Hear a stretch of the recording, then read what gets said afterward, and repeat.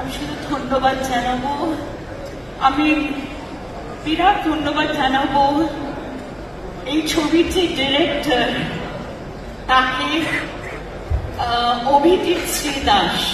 এটা তার প্রথম ছবি। আর ও যখন আমাকে রোলটা বলেছিল, যখন আমাকে মানে এটা বললো, আমি বললাম কি এটা আমি পারবো না, এটা এত কঠিন, আমি পারবো না।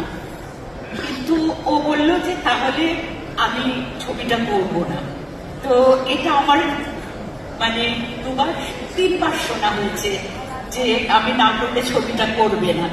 তো আমি অভিজিৎকে ধন্যবাদ দিচ্ছি, আমি আমার প্রডিউসার সুজিত বাবুকে ধন্যবাদ দিচ্ছি, আর যারা স্ক্রিনে আছেন এবং এখানে যারা আছেন আমি সবাইকে ধন্যবাদ দিচ্ছি, আমার মা বাবা আর আমার যিনি সবকিছু সত্য সাই বাবা।